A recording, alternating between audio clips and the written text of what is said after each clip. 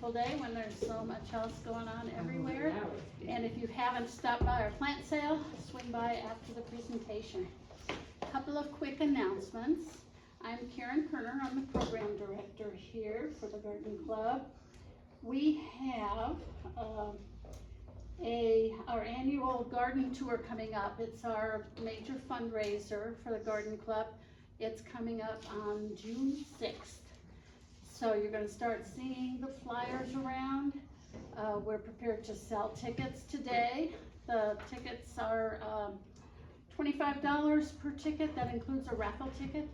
And then you can also buy separate raffle tickets, $5 a ticket, or $5 or $20.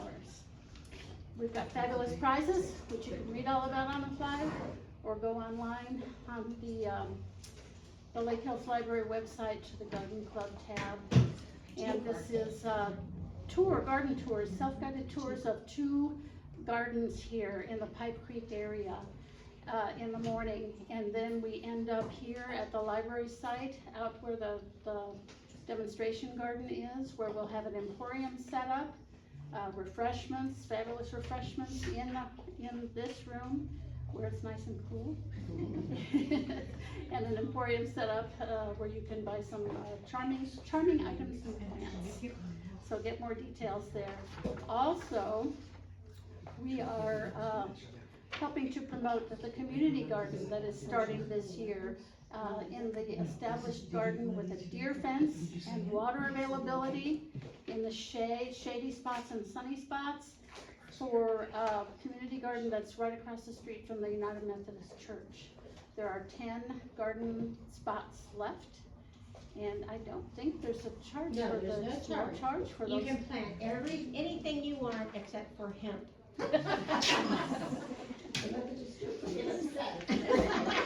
Well, maybe they do. I don't know. We don't know what the police think. She didn't say that. Hemp's cousin? Yeah. So, if you came in and did not sign in, please let us sign in so we know who all is here. If you didn't get a red raffle, not a raffle, a door prize ticket, make sure you get a door prize ticket, because we're going to be giving fabulous door prizes out after the presentation. The April 18th program will be a hands-on demonstration. We're going to be constructing a keyhole garden out in the demonstration garden area. And so there will be an opportunity to learn more about keyhole gardens, what they are, how they can help conserve water. And you'll get the opportunity to do something to help put that together. Maybe we're going to be planting, maybe we're going to be finishing the construction. We'll let you know. And anything else I'm missing, Jerry? I don't think so. I think you caught everything. I think so. So today we are happy to welcome Molly Keck from Agrilife. She's going to be talking to us about good bugs and bad bugs and how to balance them. Molly, can you tell us a little bit about yourself? Yes, jump in. Yeah, thanks for inviting me out. So my name's Molly Keck. I work for the A&M Extension Service, and I'm housed in Bear County, but there's not a lot of us entomologists, so we're kind of regional around the area. And this is just kind of one of my all-encompassing talks. Hopefully it covers some of the insects that you're noticing in your landscape and your garden around this time of year. And it's, spring, I guess, was it officially spring on Friday, or maybe it's officially spring next Friday, but yes. It's just starting to warm up, and these are guesses. You may not see any one of these insects, because I don't have a crystal ball, and every year seems to be a little bit different, but these are the ones that most gardeners tend to see. And so if you are starting your summer, spring garden, and even your fall garden in general, and this is vegetable gardens more than like landscapes and flowers, but it still can kind of apply to those guys as well. But if you're starting to see insects come in and do damage really early on in the season, it usually is our fault. It could just be a susceptible crop, a susceptible year. That insect pressure is going to be high no matter what, and you just can't do anything about it. It just is a bummer year in that case. There might be other cultural stressors, cultural issues, different stressors like lack of rain, too much rain, You trimmed a tree and now there's way too much sun, or you let the tree leaf out really well and it grew and now there's too much shade. It could just be things that are different this year than there was last year, and that kind of goes with that wrong situation. Or we get really hot and we have tons of sunburn on plants. That tends to happen, and I'm a little worried this year's gonna be super hot, and we're gonna probably see that because it's been warmer, kind of. Or it just might be you planted the wrong crop for the wrong area. So there is I should put a slide on here, but there, if you go to, it's an Aggie horticulture publication, and if you go to agrilifelearn.tamu.edu, that's the website for like the bookstore for all the publications. And if you, in the search, just filter or put in the search words like fall garden, spring garden, we have a publication for fall and spring that gives you a table and you figure out where your region is, and it has a table of different plants for the spring or the fall garden, and it gives you the timeline of when you should plant it. And it also will say, like, don't even try it if you're in this area. So use that, because science has backed that up to tell us the proper time to plant, and if you do it too early or too late and you're outside that window, then that can be when all the insects are a problem, and it can cause issues. So if you stick with that, if you do everything right, you usually don't have problems with your garden. It's Agrilife, AGRILIFE, learn, LEARN, .TAMU, as in Texas A&M University, .edu, as in education. Thank you. And that website has, I'm hoping that's the right website, I'm pretty sure. But it also has anything like fact sheets, publications, free stuff, online courses, like you can go forever in there. And if your insects are invading late season, which is not really where we are right now, but maybe you've left stuff in that you froze, so I doubt that stuff's still alive, but if you left stuff in the ground through the winter time, we will get lots of insect pressure because we're leaving dirty, stinky things that smell good for the plants but are dying. I mean, it smell good for the bugs, but they're dying in the garden. So when certain insects come in late season, it's telling you that plant's ready to go. We should have probably pulled it a week or two ago. And there's a lot of, like, I call them cleanup crew insects. They're telling us that the plant should be gone. And know how long that plant should live. If the tomato plant gave you tons of tomatoes, but it's been in the ground for 8 months, it's done. Like, it's time to plant a new one, right? And it's just drawing in bad bugs to that area, and then they're gonna move over to all your good plants. So I kind of split the bad bugs up into the type of damage they do by their mouth parts. So we've got insects that have chewing mouth parts that will cause holes in the plants, and then there are those that are more sap sucking. They're usually smaller, they're underneath the plant, they kind of aggregate and congregate. But if you can identify the damage that you're seeing, you can narrow down who's doing it from a ton of options to just a handful of options. It makes it a little bit easier to manage. But a chewing insect is gonna have chewing mouth parts. It's going to eat, it's like our mouth part, it's gonna eat holes, good big holes out of the plant. When they're small, their mouths are small, and so these holes are gonna start out really tiny. You're gonna look for something really tiny, or it might be like they've made lace out of the leaf because they aren't strong enough yet to go all the way through, and they're just doing maybe one layer of the tissue. And this is typical damage of what it looks like. This is probably grasshoppers, that's caterpillar, and that's probably beetles or maybe grasshoppers. But there are lots of insects that have chewing mouth parts, wasps, walking sticks, cockroaches, termites, a lot of different things. But the main ones that affect your garden are gonna be grasshoppers, caterpillars, or beetles. And then every now and then millipedes or pill bugs, roly-polies, but you know they're there because there's a bunch of them. If you see 100 in your garden, that's probably not even enough to be concerned about. You're seeing just tons all over the garden. So that makes it easier to deal with, I think. Now there are a lot of species of grasshoppers and there's tons of species of caterpillars and beetles, but in reality, what do we care what species it is? We just want to know who's doing it and how do we kill it and keep it from happening, right? So tomato hornworms are one of the chewers. These are, and really actually this is a tobacco hornworm, so we call them tomato hornworms, but I learned tobacco is in the nightshade family with tomatoes, so that makes sense. But tomato hornworms would actually, this white line would be like a V. It would have a second line to it. Nobody cares really, it doesn't matter. They're green, they have white stripes on them, they have a little horn in the back. Chickens love them. Yeah, oh yeah, birds love them. Mine is brown because it's dead, but there you can, that's not even the biggest that they get, but they get like thick as your thumb, really, really large. They mainly feed on the leaf material, and that's a problem because inevitably you go on vacation and you leave your tomato plants and you see all these little flowers and you know you're gonna come back to some tomatoes, and you come home and it's just sticks because they eat a lot very quickly. Sometimes they eat the fruit, but usually they're coming in a little bit early, and then once they do that, your plant can't grow to the point it needs to grow to in that growing season, and it's just time to trash it. So they can be pretty easy to manage. I think the easiest thing, I don't have a picture of it, is go out, get yourself a black light flashlight. They tend to be more nocturnal feeders, mainly because tomatoes grow when it's warmer, so it's a little hotter when we're planting them, but you rarely see them actively feeding during the day. So go out at night with a black light flashlight. There's something in their exoskeleton that will make them illuminate blue in the black light flashlight. So if you go out at night and you hand pick them, then you can find them active and you can start to lower that population. You could, once, if you don't want to do that, you want to spray for them. BT and spinosad should work really well against them. As soon as you start noticing leaves missing, spray, because they're probably feeding.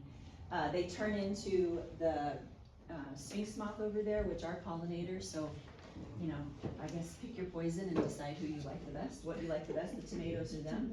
And if you ever see one with these white things on its back, it's infested with a parasitoid, so those are pupa. The larvae have laid their eggs in the hornworm, the wasp. There's a wasp that has laid its eggs in the hornworm. The larvae that hatched out ate the hornworm from the inside, but kept it alive. They do certain things to it to make it hold on to fat bodies more and not metabolize as quickly so they can get nutrition from them. But then they bust through the body and those are the pupa. And so that hornworm's gonna soon die, but they make sure they keep it alive long enough to complete their life cycle. So leave him alone, let him live, because 30 or more of those are gonna come out and you can increase the populations of your beneficial insects. And every now and then you'll see those, and if you see it on any caterpillar, it's a parasitoid that's doing it, so it's kind of it's a good thing. Usually they're doing it to the bad guys. Yes, I do. My squash vine borers are pretty beat up. They really don't look like the pictures, at least color-wise, but you can see at least size, how big they are. So a squash vine borer is another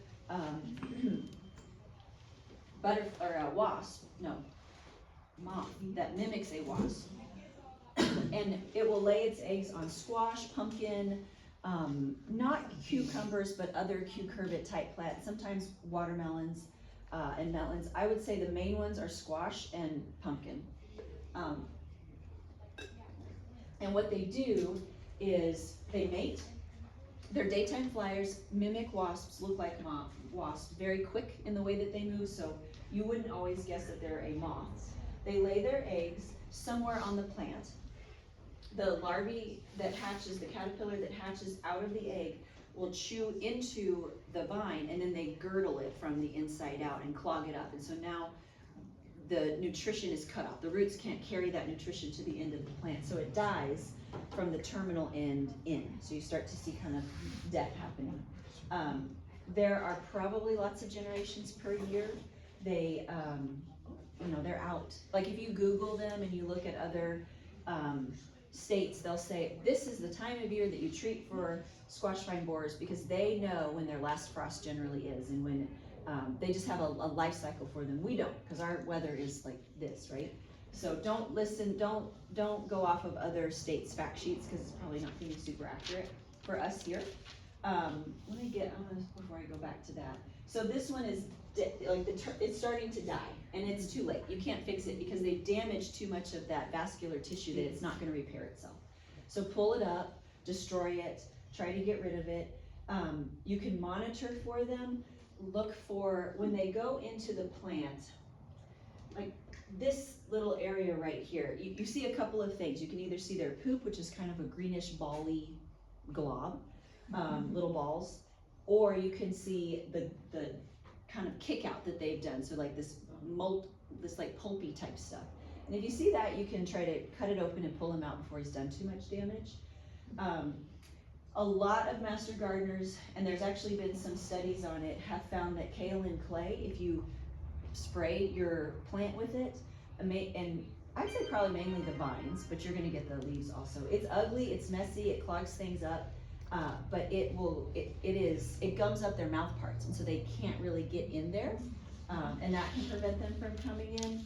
There's really not a silver bullet for them, they're really difficult to control. You can try, row covers when they're active, but then you don't get it pollinated, and so you end up with just a long green squash plant. Your options, I would say, and some people do the yellow pan method, they put out yellow bowls, the idea is that the moths think it's the flower and they fall in and they get trapped in it. But that's not a great way to monitor for them. I'll show you a better way. And so then once you start catching them, you can start applying an insecticide on that plant. So BT and BT and spinosad are organic, but you're getting a really short residual, so you have to reapply. Carbaryl might give you 2 weeks, and permethrin or bifenthrin might get you up to 4 weeks, so you can spray and maybe wait a month. But I would monitor to make sure that you've got them. So you can go Google it, find it on Amazon. Arbico is an organics and like insectary catalog, and you can purchase pheromone traps. So the pheromone is impregnated in these little plasticky pieces, and you want to get, if it doesn't come with it, you want to get a little triangular sticky trap, so it's sticky on the 3 sides, and you just set that pheromone trap in there, and it smells like females, so it attracts males when males are looking for females. But read the label really carefully, because you're not just going to put out one, you're probably going to have to buy several of them, depending on what your space is, because it's an open area, so you want them to smell it and find it. And it's not going to manage them in any way, but it tells you when they're looking for mates, which means they're going to start laying eggs soon, which means I should probably spray my plants with either that kaolin clay or, BT, carbaryl, or permethrin. And you'll catch other stuff in there too. They get kind of beat up, so sometimes you have to guess what kind of moth it is, because you might get closely related species. But that's what kaolin clay looks like. I'm pretty sure you can find it at, that's just one example, right, of a package. You can find it at your nursery. If you like your plants to look pretty, if it's like you're going to do a garden tour, maybe don't spray it beforehand, because people will think your stuff looks gross. But it literally is just clay that's sitting on there, so things don't want to feed on it. But there's been a lot of studies that have found that it can be very effective against the chewing insects, especially, and even some sucking insects. So the clay, then, would you mix it in a sprayer with water? Yeah, you just and want to read, I believe it's applied by the spray. Okay. But read the label, Okay. and it'll tell you the quantity Yes. per gallon or whatever. Okay, the it ratio. is. Okay. Yes. And I don't know what kaolin clay, like, organically is, but I would assume, depending on what your version of organic is, it's a more natural or non-chemical way to try to prevent them, right? Cucumber beetles we can get every now and then. Yeah, I think I have all 3 in rows inside there. So cucumber beetles come in 3 different looks. These are all 3 different species. They're spotted, striped, and then banded, so they're very, unique names. They are, as adults, leaf feeders. The immatures are often called like corn rootworm. We don't deal with the immatures as much as a home gardener, as a grower would, because we just don't have the numbers of, we don't have the acres and acres of the food source. But they become a problem for us when they feed on usually young transplants or new seedlings that are popping up, and they eat the leaves down to nothing, where the plants cannot photosynthesize. It's working so hard to fix those leaves that it doesn't grow. It doesn't do what we want it to do. They can also sometimes scrape the leaves, the fruit, and when you see that, it looks like someone just scratched it. They smell the sugar in there, so it was time to pull it. It was ready to go, maybe a day or 2 ago. It's edible, it's not harmful, they're not inside there. We would eat that out of our garden, we just probably wouldn't avoid it at HEB, but it's telling you it's sweet, it's ready to go. And when you have a bunch of them and you just have all these little holes on every single leaf, that's really stressful for that plant. It's just not gonna, it's not gonna have enough energy to produce blooms, much less grow, so you're not gonna end up with your fruit. So they can be really tough. This is one of those that some years there's just a lot of them and there's not much you can do about it. If you notice that you have a lot of them, really honestly the best thing to do is to pull up the plant and try to purchase a larger plant, or get another plant from the nursery and keep it inside or somewhere protected to allow it to get large enough, then put it in the ground. Now it's a little more established and it can outgrow the damage those guys are doing, but it's kind of a wait them out kind of a thing. Other things people will try is, they call this reflected mulch. It's not really mulch, it's just a plastic piece that you put down, really labor intensive, but that reflection kind of confuses them, and so they may not go to the plant. They do, when they turn into larvae, they will move into the soil, so there are some studies that have shown that like a fine mulch or a straw mulch makes it harder for them to get through that. You could try floating row covers, bump the plant, make sure all the bugs are off of it, and just know that, get it established, right? And then take that stuff out and hopefully they outgrow the damage that is being caused to it. And if you know this is a problem you have season after season, try transplant instead of seed, so it's already a little established before you're putting it in the ground. So those are the big chewers that we usually see in spring gardens. Cucumber beetles you'll start seeing right now. Tomato hornworms you'll see a little bit later when your tomato's a little more established. What was the other one? The squash vine borer a little later because it's when your squash is getting going. And then we also have insects that have sucking mouth parts. So they, instead of, like, imagine that you don't have teeth anymore, your teeth have been modified into a straw. That's essentially what they have. They have the same pieces, they just do something different. So they're adapted to pierce into, it could be our skin like a mosquito or plant tissue, and then suck the juices out of it. So it's causing deformity of new growth, wilted plants, or just overall lack of vigor. It's taking the nutrients right out of the plant, so the plant just feels crummy, right? So squash bugs are one of those. My squash bug, I need to fill it with more alcohol, but if you look closely, there are eggs in there. There are tiny little nymphs, there are larger nymphs, and then there are at least a couple, if not 3 adults. So you can see all the life stages. They don't have a complete life cycle where they have a larvae and a pupa. They just have eggs, immatures, and then adults. And these are, if you're gonna grow any squash, melon, pumpkin, you're gonna eventually see them. They're always on those plants.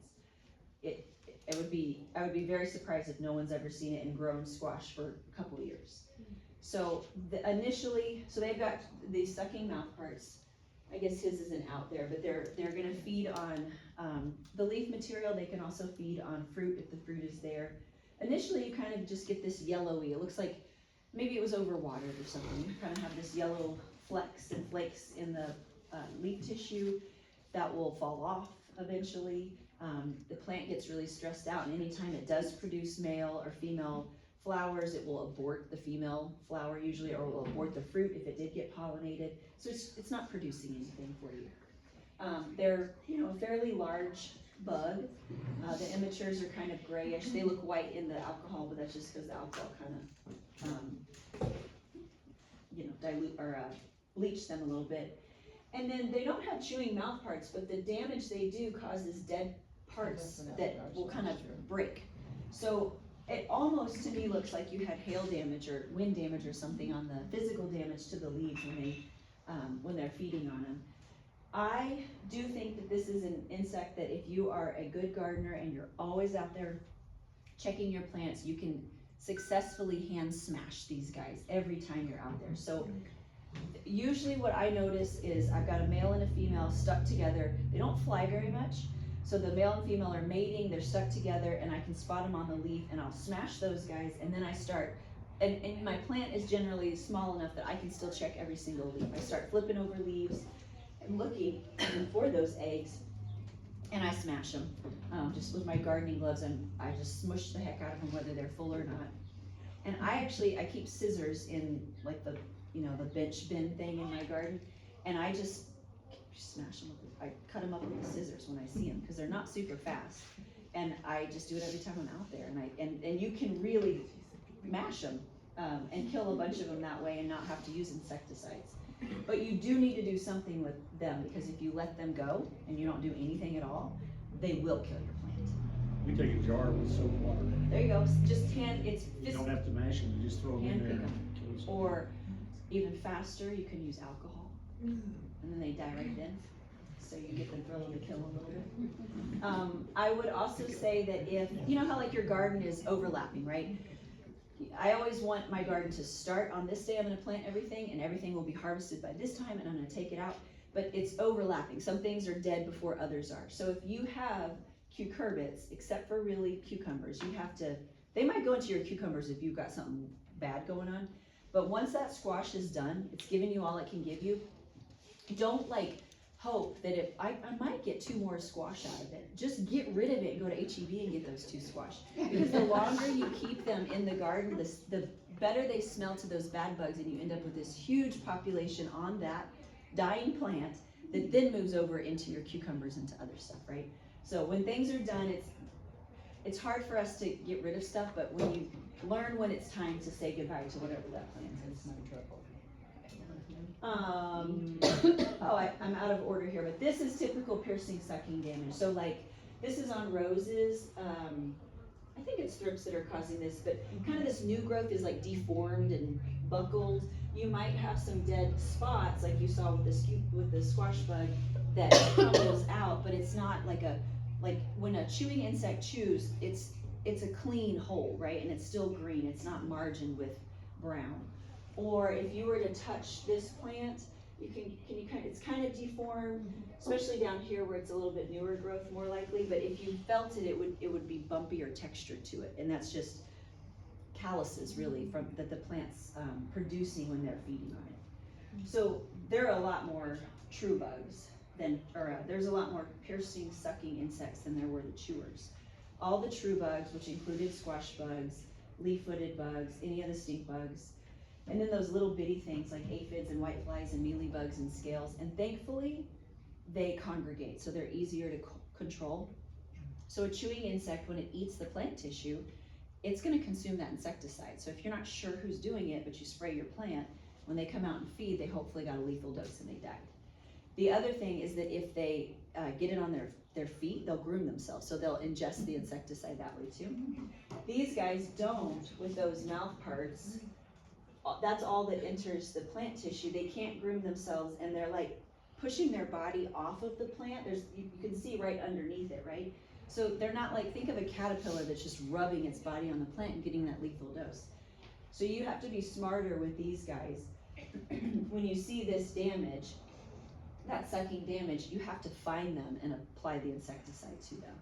Systemics work well against them because they're eating that insecticide, but you can't do that in a vegetable garden. So you have to look for them and find them, and they're usually under the leaves. And the good news is they tend to congregate. Where you find one, you find many of them. And really, if you find one, is one bug ever really bad? So what do you do to aphids? How do you get rid of them? So aphids thrive when you have overcrowded, very humid, dense plant material. And I think it's not necessarily because you don't have good airflow in there. I think it's because you can't really get a lot of natural enemies inside there. So thinning out plants that are too heavily leafed out, making sure when you're planting your garden, if the plant says to plant every 12 to 18 inches apart, don't plant them 10 inches apart. You know, give them the space they need so you have that airflow. Aphids will thrive when we overwater. And overwatering on the ground. If we have good rain that happens like at good times, it'll wash those aphids off. So switching your watering to like a spray and just doing a plant wash helps. But also aphids tend to tell us that the plants, if it's loaded up and it is the end of the growing season, they're telling you that that plant's ready to die. And they are pretty easy to kill. Now whatever you spray that plant with, you're going to kill them. But the thing about them is that when you spray that plant, if you're not getting underneath where the aphids are, you're not doing anything. But once you spray, 5% are gonna survive. Well, those 5% are going to double ramp, they're gonna just ramp up reproduction, and they make identical clones of themselves. So you have to continue to go back and look, because if you spray once, it's probably not gonna fix it. It will look worse 2 weeks later. But insecticidal soaps, just spraying the plant with some water, anything that's in your garage will work against them. They're really wimpy, they just reproduce fast. Leaf-footed bugs are another tomato. Oh, would you mind going back for the, thank you. Leaf-footed bugs are like an arch nemesis of a tomato gardener, and most of us grow tomatoes because it's easy to grow those in Texas. And they are, so if it's not a tomato hornworm, you're definitely going to get leaf-footed bugs. They are kind of skinnier and brown with that zigzag down their body. Kind of like a squash bug, but squash bugs are probably twice as fat. They are, they feed on the leaves, but they'll also feed on the fruit, and then the fruit is, I don't know why it does two different things, but it'll either turn like rock hard and it just doesn't ripen up and it's gross to taste, or it will have a rotten spot and it's not edible anymore. So they have that incomplete life cycle. The babies are the ones to look for. They to me look like little red spiders with black legs. And they congregate like this on the plant. And these are ones, just like the squash bugs, that you can physically try to remove from the plant. What I do is when they're like this, and they're just on the tomatoes, I'll go out with a cup with alcohol in it, and I just kind of try to flick the tomato and have them fall into it. Because I can spray that, but they're gonna scatter. Or I could just do this, and I can kill 8 more than I will if I spray. And if they're all over the plant, then I'll take like a cookie sheet and I'll lay it under the plant and fill it with alcohol. You can do soapy water also, and just kind of jar the plant as gently and hard as you can so the plant doesn't break. And you're just having them fall off, right? And you might get some adults that way too. And that I think is more successful than spraying that plant. You're gonna kill a lot more because of those mouth parts. And I don't know, like this one, you can really tell that's his little mouth part. He's not feeding, but he's not touching that plant at all except with the tips of his toes. So if you apply an insecticide and you don't hit him, you didn't kill that guy. But so the alcohol, I think, works a whole lot better. And you're not spraying anything on your plants. And you can do that 10 times a day and you're not gonna get any resistance. You can't spray 10 times a day with anything.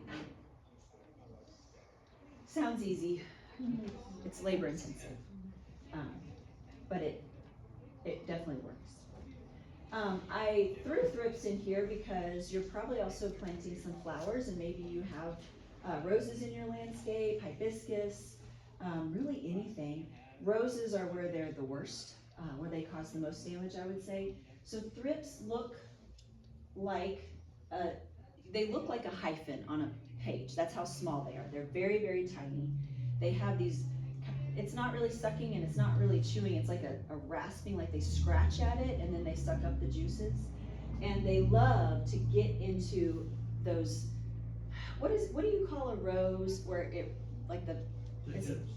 a what kind? Hips. Hips, the rose hips? Well, but there's a term for flowers that have that like overlapping, is it just overlapping petals? Yeah, sure. Okay. Bud Okay. stage? The bud No, it's stage. just the type of flower that Oh. has those like a rose does. So Yeah. any plants that are like that, they will get in before it's open in all those little grooves.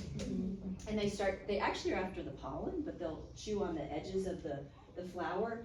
And then as it starts to open up, that's never gonna be pretty enough to put in an arrangement or on your table. And that bud is a thrips bomb.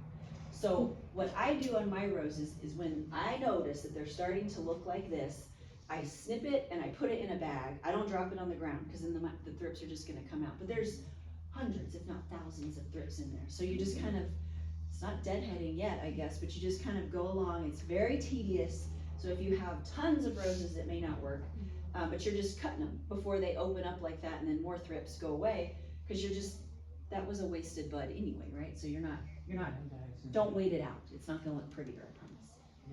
On other plants, the leaves might have black specks from their poop, and then that's kind of stippled effect to it. That's real typical of them. They're really common right now because there's wildflowers, there's a lot of pollen. So if there's a lot of pollen, there's a lot of them. I know that when my neighbor mows his field, I am going to field thrips on me in my yard, and I know my roses in a couple of weeks are gonna start to look bad. Because if you're mowing wildflowers and other things, they're gonna just go through the wind. If they're that teeny tiny, they have wings, they don't really use them, but they just kind of follow the wind. So kind of be aware of what's around you, and when you mow, you might notice them. These are the bugs that when you stand in your garden or under a tree and you just kind of feel little pinpricks on you, and then you don't react to it usually later, but you just kind of, and it irritates you. They're doing that, they're curious, and they're using their mouth parts to scratch you and test you out. They're not feeding off of you, there's no blood they're drawing. And if you wear, I think it's dark, if you wear dark colors, they're more attracted to that. So if you garden in light colors, so they don't come and bite you. You can also spray, sorry, so the other thing I do is neem oil, but you wanna get where they are, so I'm spraying, as before my flower opens up, when it's not looking like that, I'm spraying the little bud, so I can try to get that neem oil and other things in there. I will say that they're resistant to spinosad, because we've never used it for these guys, so don't waste your time with that, because it's probably not gonna, you're not gonna kill enough. Which one? Spinosad. I haven't seen whiteflies yet this year, at least in my garden and at our demonstration gardens, but usually it is a spring problem. More, like they get on green beans a lot of times, sometimes peppers, a variety of different vegetables, but you'll also get them on trees and bushes and kind of ornamental type things in your garden. And when that happens early on, I just step back and look at the plants. Are they still green? Are they still growing? Are they doing what they're supposed to do? And if the answer is yes, then you probably don't have to do anything about it. But they can build up in these huge populations, right? And so these little things are their eggs, and they're immatures. They don't have larvae and pupa. This is like a shed skin of one, but these are they almost look like scales, right? Or mealybugs almost. So the adults can fly, and if you ever walk through a field where little white flies fly out, those are white flies. Or you've bonked a tree and they don't fly real good, they just kind of white flies. So they are mobile and they can move, but their immatures are not. So spraying your plant can at least kill that next generation, so you have less of them. But they're also wimpy, so if you just spray the plant with a blast of water, that should wash those guys out as well.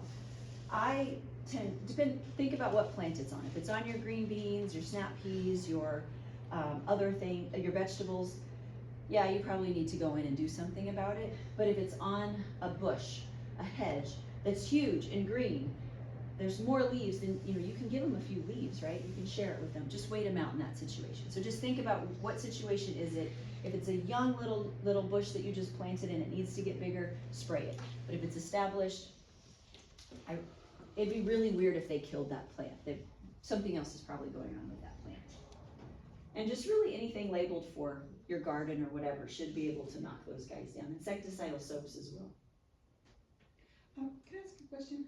And I apologize, you're probably gonna cover it, but when it says use sticky traps to monitor, is this the same type of trap that is used for the other one that you're It's not it's not gonna be a triangle, it's just flat on both sides. Oh, okay. And for whiteflies, I feel like blue. There's yellows and there's blue traps.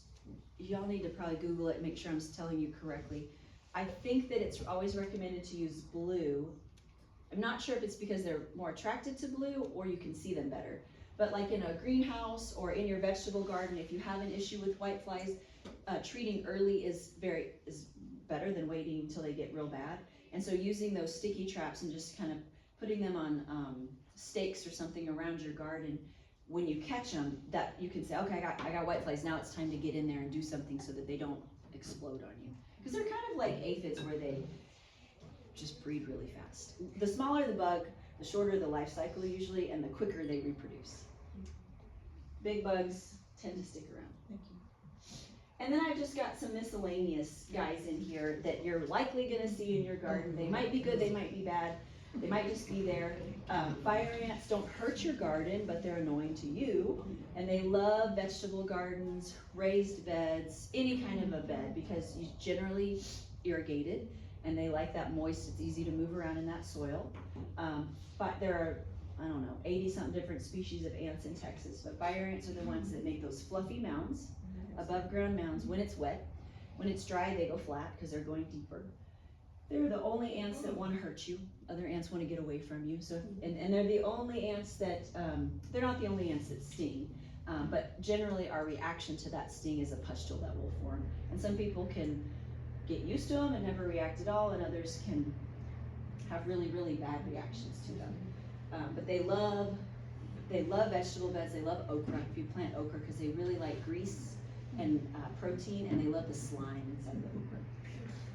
So people will say, well, I'll just do, you hear about like boiling water and other things. There's basically 3 ways to control fire ants. You can dunk something on them, a drench. You can, well, there's 4. You can put out a dust around the mound. You can put out granules, or you can put out bait. Granules are like a slow release insecticide that binds to the soil. A bait is food for these guys. So drenches are easy, but they're not always super effective, because think of the times like when it rains and you have these mounds pop up on your sidewalk or somewhere, and you're like, where was that before? It was probably underneath the sidewalk. So when you're drenching with something, you might be killing to here, but you didn't kill anything else. And so you have like a mound pop up, and you think, well, I multiplied them, or I moved them, and you kind of did. So usually we recommend using baits for fire ants over other things in your yard. You know, the thing that's been around for forever is Amdro, and that's because it works, and it still works, and it's much more environmentally friendly because it's food for these guys. They take it back into the colony. Your other ants might go after it, but if fire ants are there, they're gonna fight them off, and they're gonna take it first, and then your native ant populations will really increase. Some people like fire ants because they help control ticks and fleas. They aerate the soil, so if you don't mind them, they're doing some good, but you know, if you don't like them, then get rid of them. They are a non-native invasive ant. This one, if it's still labeled like this, companies will change the look of the label all the time, but if it still looks like this is an organic bait that is labeled for use inside of a vegetable bed. This one is another bait. And this one's another bait, because you see the word bait in it. These are not labeled for inside the vegetable bed, but you can put it around the bed and they still forage and go look for the food there. But this is the only one labeled for use inside of a food area, food crop area. And then like you'll see granules on all these. That's where you spread it out like fertilizer and it gets watered in. And that is just making a barrier and killing anything that crawls through that. So I would use a bait over a granule, but if you have no tolerance of fire ants, then that's your best option. And you cannot use that in a garden bed, though. You can only use it in the lawn. So the one that you said was okay to use in the vegetable garden, what is that name brand? Come and get it. Okay, that is what it's called. Mm-hmm. Okay. Yep. Thank you. Fertilome is the manufacturer. Come and get it, and it's pretty common in nurseries, and probably even at Lowe's and Home Depot as well. We have our house treated organically for pests, and I asked the guy what they're using, and he said you can get a similar product online. He didn't say necessarily Amazon, but it's called Avidone. Advion. What is it? Advion. Oh, Advion. Yeah, oh. Advion. That is not organic, but it is a bait. Oh. Yeah, it's not organic, but it is a bait. It's a very good bait, and it works very, very quickly against fire ants. It's the active ingredient is I'll remember it as I'm driving home, I'm sure. It's not organic, but baits are like, to me, quasi-organic, right? Because they're very environmentally friendly, but it is not OMRI certified as an organic certified. But you're not hurting lizards and birds or anything that you wouldn't want to be hurting by using that product. What about pets? I mean, you don't want your dog or cat to get in and eat it, but the way that you're applying it is so little actual active ingredient and so like the difference between getting this stuff from the shelves for us as homeowners versus if you're a commercial applicator, this would go out at, well, their product would go out at 1.5 pounds per acre. That's very little, like it's very, very little. Well, homeowners want to see what they put out, right? So it's the same amount of active ingredient, but we're putting out a lot more corn grit that it's soaked into. So even if they went around and ate pieces of it, they're really getting very, very little of that insecticide. If you're worried about your dog, if it eats things, keep it inside. Apply it in the evening in the summer because that's when the fire ants are active. They'll get most of it out of the environment, and then in the morning you can let your dog out to go to the bathroom. So there's ways to, you know, avoid it. And it, honestly, it'd be real, even with chickens, it'd be very hard for them to find every little piece of it, you know. I did know of a woman who called me once whose chickens had gotten into a whole bag of it, and I think she had a chicken or two die. So it can be fatal, but I mean, that was use rare, right? It wasn't a purposeful application. I'm hoping we get rain, but we'll see what happens, right? But when we have years where we have a lot of moisture and a lot of rain and things aren't really allowed to dry up, or if people are sending me pictures of tons of millipedes and roly-polies in their garden, it tells me and it's dry, it tells me they're way over-watering. So when we have excessive moisture, these guys will thrive. They usually are not a problem. It's fine to see them. They're decomposers, they're aerating soil, they're eating dog poop, they're doing good things in your landscape. And they really don't like to feed on, they eat decaying organic matter. So they're not eating fresh plants, but they are fresh leaf material. But if your plant is soggy because you're watering so much and you just kind of have fungus and mold and gunk growing on those lower leaves, you can see them start to feed on it and do some damage. And they really like little seedlings, little saplings that come up, more so than an established plant.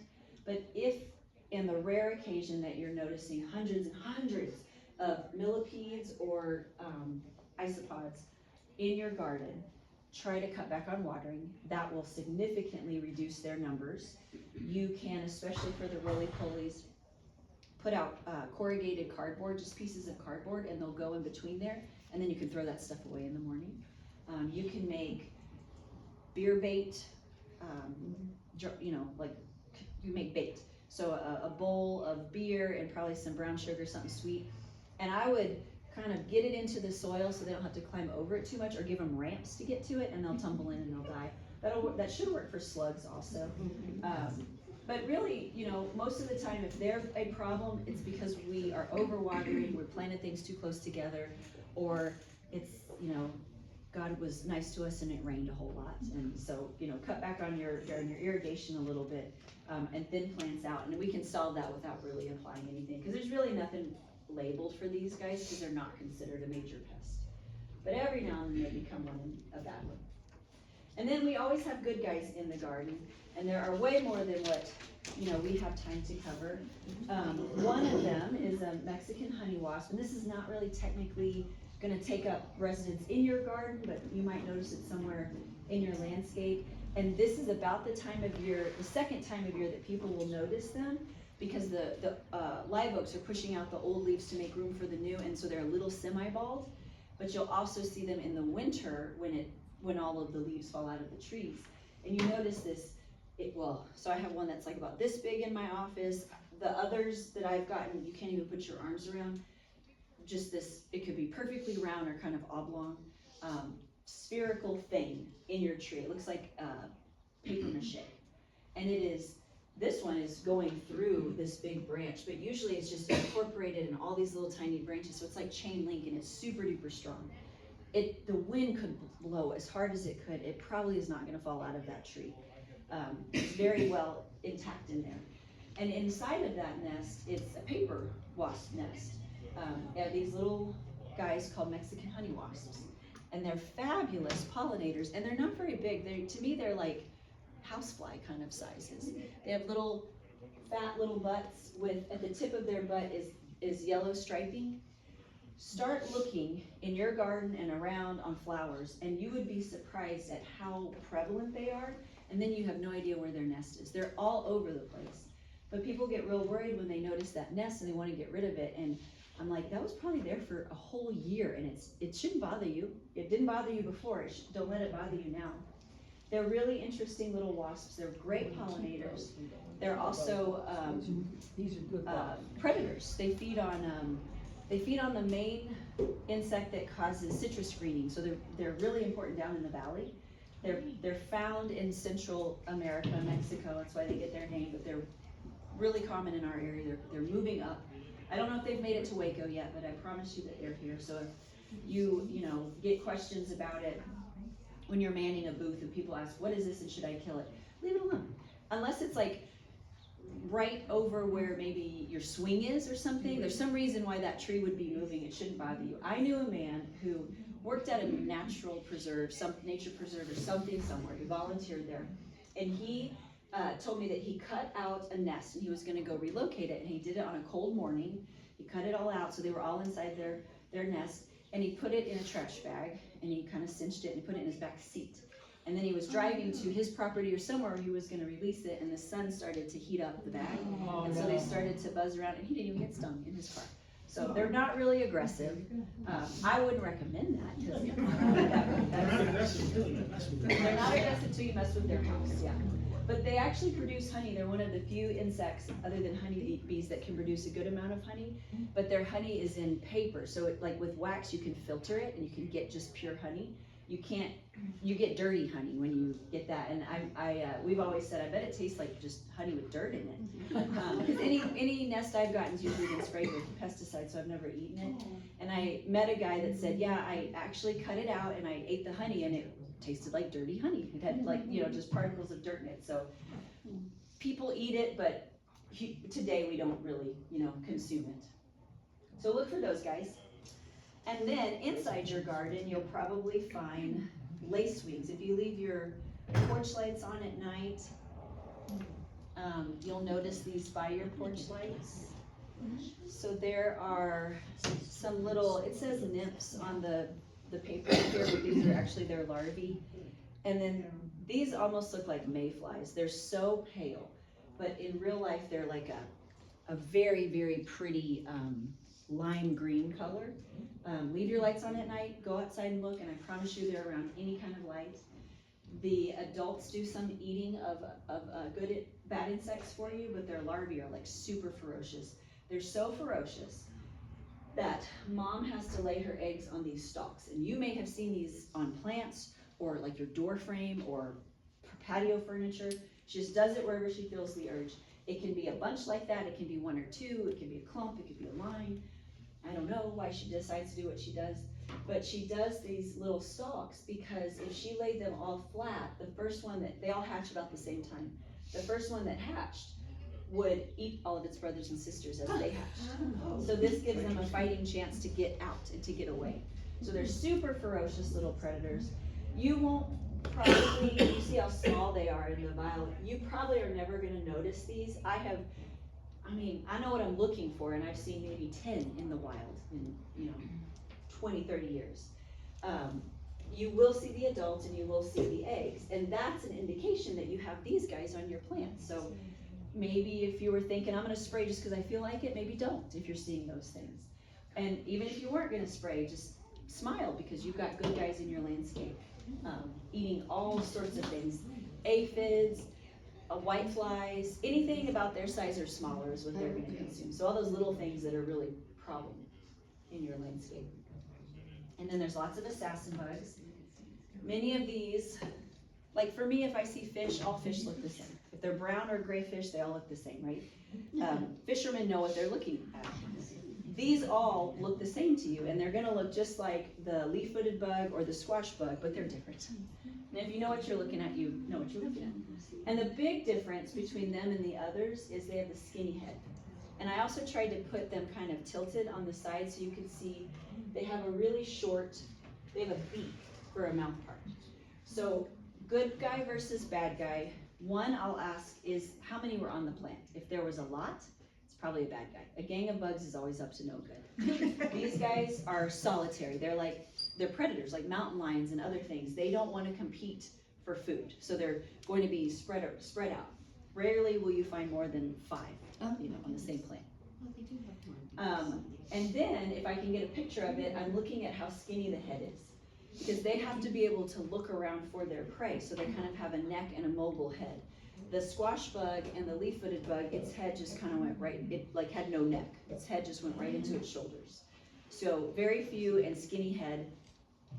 9.9 times out of 10, it's a good guy. And then the best way to tell, because some of them can trick us, is if you're able to see how that mouth part, if it's short like a beak versus long and skinny down its body. Always, if it's short, it's a good guy, and if it's long, it's a bad guy. But they can also bite you, so maybe go by the shape of the head, so you don't have to get bit. Well, there's lots and lots of different species of these guys helping control a number of different things in your landscape. Just don't ever scoop them up, because then they will bite. And it hurts. You won't get anything from them, but it hurts. Okay, so here's some better pictures, right? Short little mouth part, or short little beak, kind of like Gonzo's nose. That they use to stab, skinny head versus a fat head that kind of just goes into the body, and then long mouth parts. If it goes past the first set of legs, it's a bad guy. If it's very short, it's a good guy. Okay, rhino beetles. Can I ask what assassin bugs like to eat? Anything that's about their size or smaller. Okay. I'm not aware of any assassin bugs that have like a specific host. They're kind of like praying mantises, where they just eat whatever. Oh, okay, they whatever can. they want. Yeah, they're not real host specific. So, so Dynistid beetle is this family or subfamily of beetles that are real big. So these we usually call rhino beetles, right? The black, brown ones. And then we get some Easter egg looking ones, robin egg looking ones. Those are Hercules beetles. Some parts of Texas, we have the one we usually see in central Texas is green, but some parts of Texas might have a blue one, which is pretty too. And I get this from tons and tons of gardeners. We hear grub, we see grub, and we assume it's got to eat our roots of something. And that's never really hardly ever the case. So white grubs, there's 3 species of white grubs that utilize turf as their host. So just because you find grubs in your mulch, in your compost, in your raised bed, anywhere outside of your turf, I would not care about it. They're probably a decomposer like these guys are. My kind of think map is, did you find grubs in your turf? If the answer is no, who cares? Don't worry about it. If the answer is yes, how big were they? White grubs that eat your turf, that cause damage to your turf, are about 1/2 inch or smaller when they're curled up. That guy in that jar is way bigger than 1/2 inch, right? So it's gotta be very small, and it has to be in turf. And they only eat turf, they don't eat anything else. So these can be found in mulch and compost and in your garden, and that's an indication, wherever they're found, that it's good organic matter in that soil and that compost. Leave them there.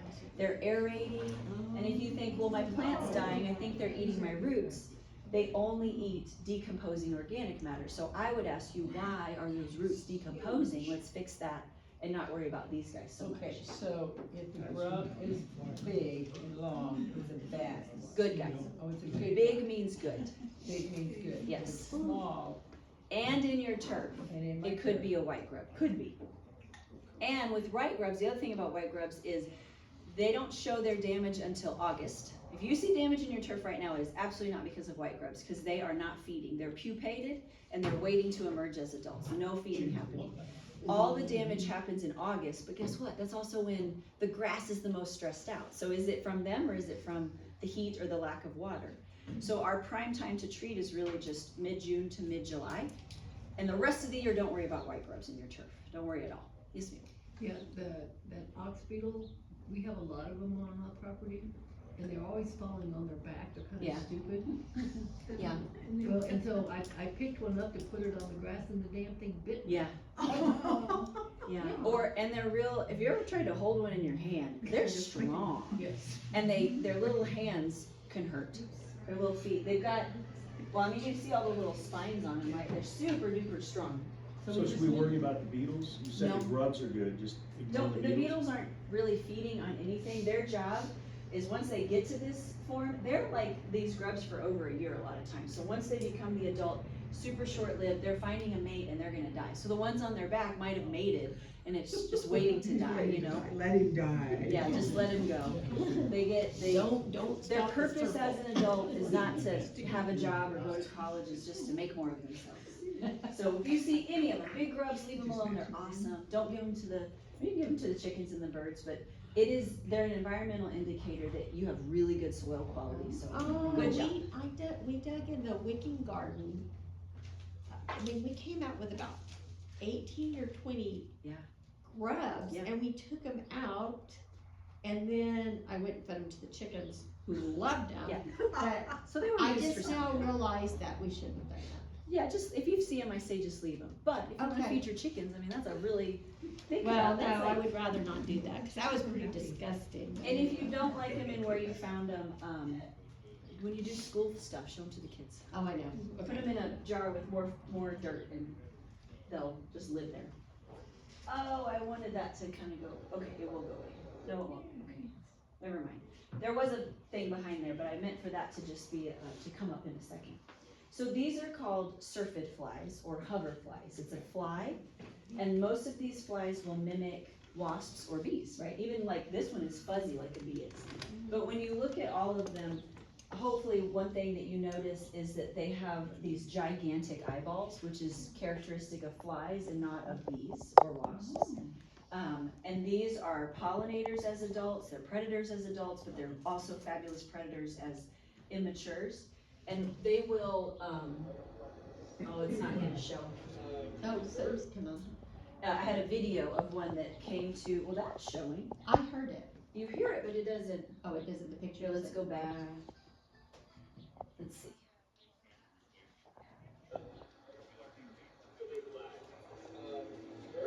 Yeah, it's just black for some reason. It might be the file that it is. But what I was trying to show you is they're very, robotic. They look like little drones. So if you see these little robotic little tiny flies flying around your flowers, hovering over your flowers, it's probably hover flies. Do they bite? They don't. They have like sponging little mouth parts. So these are their larvae. It looks like a blobby thing. I like them because they're usually the first thing that comes in to eat aphids and other things when it's still pretty chilly in the landscape, and they're the last ones to go away as a predator before it gets cold in the winter. And then they're also generally the first pollinators to come out. So these are an insect that, there's very few times when you can say you can do this and you'll encourage your good guys to come. But for these, they love those, like the little teeny tiny flowers that tend to be clustered together, like when herbs will flower. So anything similar to an herb flowering, they love that stuff. So if you have herbs or put herbs in the ground or raised bed or containers or whatever, and allow them to bolt, and you will get syrphid flies. They love that stuff. And I can't say that about many other beneficial insects, but they're great. I mean, look at him. He's got like carcasses behind him that he's left. And then that guy, that's his mouth part right there. So when they kind of, if he were to move, he moves like the blob. He kind of mushes himself into a ball and then stretches out. He's not like a caterpillar that keeps its same form as it moves along. So that's the other way I identify him. But if you've got aphids on a plant right now, I bet you that you'll find a syrphid fly on it, a syrphid fly larvae. Oh, was that my 15th one? That was. And I don't have any syrphid flies. They're hard to catch, they're really fast. But this is my email address if you guys ever have gardening questions, or any insect question, feel free to shoot me an email. That way you can also send a picture of what the insect is. And then if you like podcasts, myself and my colleague in Travis County area, Wizzy Brown, she and I have a podcast called Bugs by the Yard. We just found out from who knows what kind of poll it is, we're the #2 entomological podcast in the United States of America. It's hilarious, because we only get like maybe 1,000 downloads a month. Not many people listening to it. Not much competition, but I guess I guess people like to listen to us drone on about bugs all the time. And right now we're actually doing a series on, the types of insects you would find in your vegetable garden based on the type of plant it is. So like nightshades, legumes, cucurbits, is there more? What am I missing? You know, maybe it's just those three.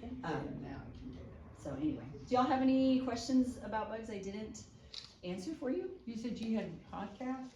That's the one, Bugs by the Yard. I would like to know how to get rid of chiggers. In, not your garden, but your yard. Just in the yard, you walk in the yard and I come in and they're, you know, I end up with chiggers behind my knees and. So they really like what we call transition zones or edge habitats. So if you're able to cut down brush and things like that or avoid those areas, they tend not to come. They're in those, like, think of a trail, right, in a park, they're right in that. If you get too close off the trail, you're gonna get into them. Bifenthrin, spraying bifenthrin in those areas can be helpful. It's more environmental manipulation more than spraying, but also putting, I think picaridin works fine, but DEET or picaridin or lemon of oil eucalyptus has a little shorter residual, but spraying with things before you go out, so they're looking for you for a blood meal, and so those things make them not smell you and get confused. I know it's tedious, but if you're gonna be in those areas, that's helpful. You're outside, so you're probably not wearing pants, but if you were hunting or something, we tell them to put their pants inside their socks, because they like tight areas. That's why they're behind your knees, because you bent down, right? Or they'll get you in your waistband. Gardeners will get them like in their groin or the back where their clothes are pulling tight. So wherever the clothes fit tight, spray. Or the skin is gonna touch because you're bent down or whatever, spray that area. Yes, ma'am. Any advice about ticks? They're in season right now. On pets or just outside or? On my stomach. Oh, you got one? Spray with insect repellent before you go out there. DEET, I think, is better for ticks than the other options. But you can go to EPA, Environmental Protection Agency. Do just a Google search for EPA insecticide repellent or something like that, and they have a little thing where you can say what species you want to repel, and I think you can say how long you want to repel it, and it will spit out your best options. Okay. And then that way you can kind of determine, is it DEET, is it picaridin, there's DEET, picaridin, oil of lemon, eucalyptus, IR3535 is another one, and they might have added a fifth that the EPA recommends, that's EPA labeled, right? Like people say put bounce sheets in your pocket or something like that. These are things that are labeled as repellent, but also that the CDC recommends for use against things that can vector diseases and cause problems. So it kind of will tell you what to use. Yes, ma'am. I know you were focused on the bugs, but as a gardener, I also try to use companion plants. Would any of those, I think they're working, it could be that I'm thinking, Hey, I dreaming, but, if it works, rosemary? like, don't argue with success. If it works, it works. Well, I know rosemary has helped with mosquitoes tremendously, Yeah. but I was wondering if you know of any others that work. There's limited research on what works and what doesn't. Marigolds, so there's companion plants and then there's some that are trap crops. And a lot of times we confuse the terms. So a lot of the companion plants are actually trap crops. And what that means is you put them out because that draws the insects to them, but you've got to nuke the heck out of those trap crops, because if not, you just increase that giant pop. You've planted something they're more attracted to, but then they're breeding inside that. So like marigolds are a good example of a trap crop that you can use for spider mites. And there's something else too that I recently read, and I cannot remember what it is, but you have to treat the marigolds. Otherwise you have so many spider mites in your marigolds that they're just gonna move into your tomatoes and other things. But you see marigolds like in community gardens and other places planted along the margins, and that's one of the reasons why they do that. But right now there's just not a ton of like scientific replicated evidence, so it is anecdotal and it's what works for you. Yes, sir. Red wasps, are they good or bad? tooth pins. Tons of them. If you don't mind them, they're good. They're eating caterpillars and things. But if they're in a place that you're gonna get stung, spray them. You know, your health and comfort is more important than a bug. Can't you use like a brown paper bag, inflate it, and then just hang it, and they think it's another wasp nest, and so they don't come around? I was actually told, don't take the nest down, once you spray it, they will not build near a graveyard. Okay. But they'll reuse that same nest, so you do actually If wanna you knock have it it down. sprayed though, when they start building, They'll come back to Yeah. the same one. You wanna knock it down, because when you spray, there's others out that are gonna convert back to queens, and they're gonna continue to build there. So knock it down and spray it with something with ammonia, because you know where it touches, like this is a wasp nest, right? On the tip where it's touching at the ceiling, the reason why they only have it dangle from one spot is that's all they have to protect. So they've left a pheromone there that's telling the others, this is a really good spot to build a nest. And it also tells, once you've knocked it down, those that are foraging, coming back to figure out where their house is, they'll start to build it again. So just spray it with like anything with ammonia, Windex or any household cleaner, and that will dissolve the pheromone. okay, so don't leave them, I got that I would knock them advice. down, yeah. Okay. I mean, is it working though? Yeah, Well then, they've never rebuilt that. if it's working, then just keep doing it. Are they like mostly, it's better to treat them in the morning? It is better because they're less cranky, Right. and they haven't all left, so you're killing more of them, like early in the morning before they've started moving. Because if you try to do it in the evening when they've all come home, they're ticked off, they're just mad, I don't Yeah, know no, why, they're and in so my you're more wall, likely to it's get like- stung. But those aerosol sprays are pretty amazing how they just crumble, so I still would be ready to run, just in case. Have a hoodie on or something to protect your head, you know, but morning is better. Yeah, light one, not a dark one.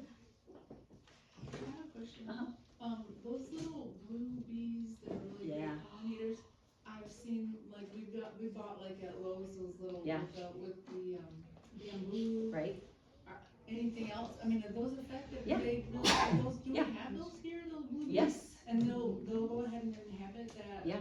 little house? I have Where's she- noticed more where's this she year than buying I've blue ever what? noticed. It's called a blue orchard mason wasp. It's a little, mason bee. It's a little native bee, and they're blue, shiny blue, almost like a blowfly. Very pretty, found here, very prevalent. This year, I've had a ton of people. Are they a good, but they're good? Yeah, they're a bee. All bees are good. They're all over the place right now, and I'm not really sure what happened this year.